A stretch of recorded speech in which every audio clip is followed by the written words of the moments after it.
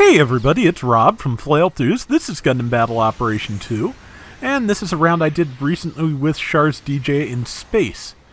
So, yeah, I like this thing. I wanted to try and use it some more, especially now that I know, thanks to commenters, that it only has the dodge roll when it's in biosensor mode, which I should have thought of. But yeah, it's an interesting machine. It has bits from the Gyaradoga, it has bits from the Shazram Diaz, it's got bits from the Rick Diaz. It's a fascinating mess, I think. And it also has a charging beam rifle that empties the entire magazine if it is charged. Fortunately, it has a ton of other ranged weapons, that some of which I will even remember to use. I have vague memories, it may have been this round or the one before it, where I kept forgetting the Sturmfausts existed for like 2/3 of the round.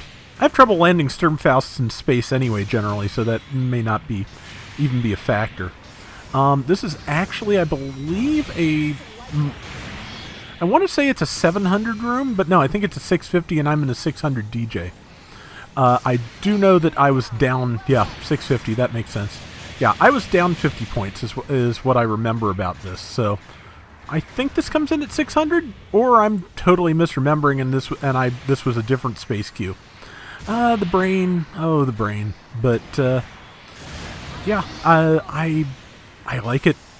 And in space in particular, it is pretty fast. So okay, yeah, I must have done a couple of rounds, because this the Sturmfaust I'm actually using. And I'm landing more shots than I remember, which is probably why I decided it was worth keeping. Beam pistols took that person out. I am the only person with reasonable health left on my team.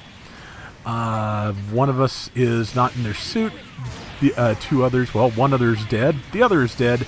So it's just me. So naturally, the thing to do, and I don't have reasonable health anymore, is steer into the path of the support fire, because, well, I'm not going to live to do anything, so maybe I can at least position the enemy to do something worthwhile on my way out the door.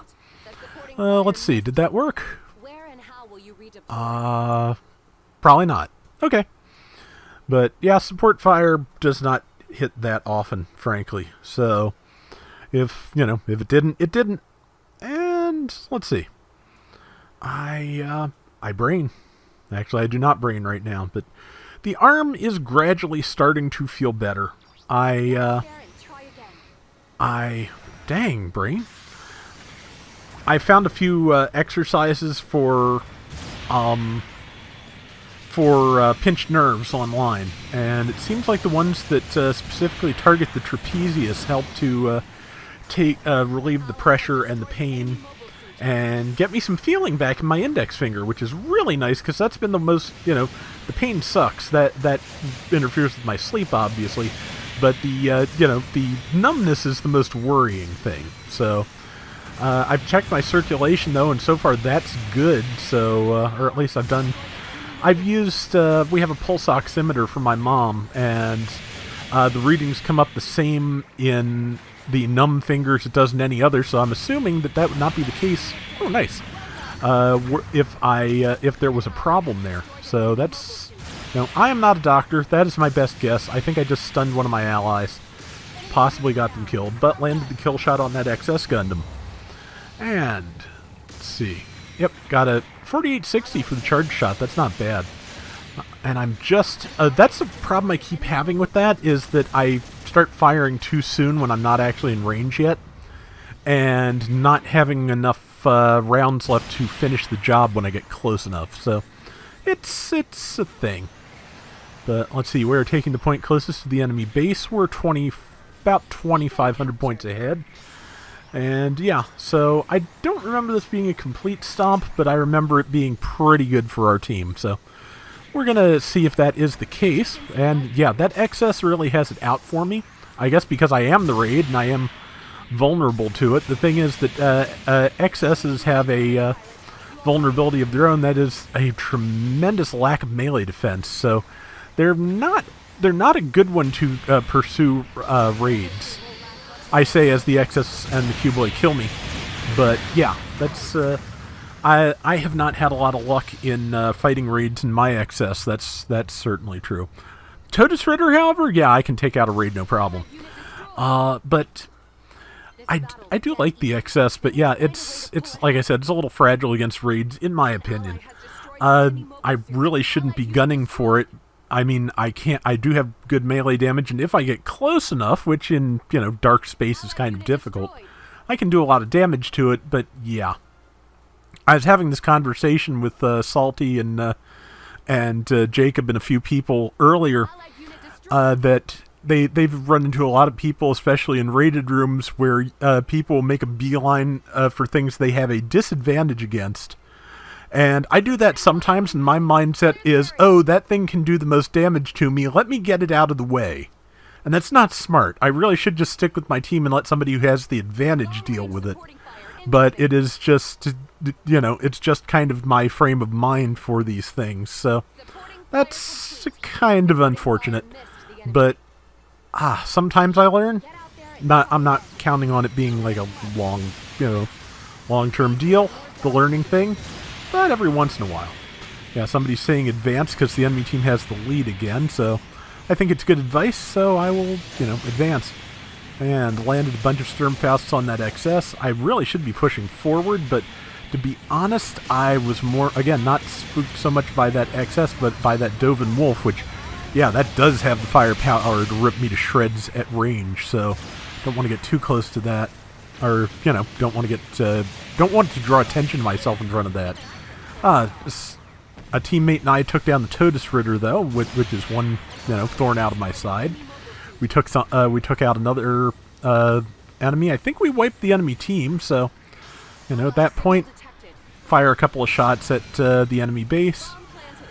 Somebody planted a bomb. We're about 3,000 points ahead. If we can keep the bomb, that's not the worst news.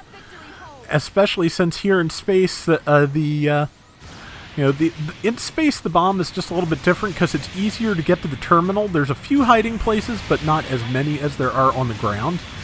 But yeah, decent. Okay, I think that XS may have built for melee defense because I didn't do that much to it. But on the ground there's more places to hide, but also it's just easier to get to the terminal to defuse.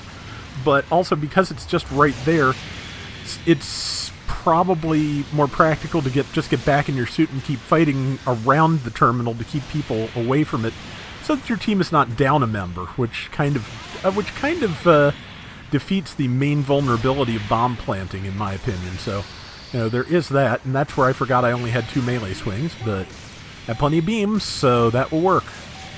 There we go. Yeah. And yep, XS is after me again. Hit it with the shoulder cannons. And that is time. I forgot this was such a short, well, it felt short. It's a standard round, but yeah, just went by pretty breezily, so, but it was fun.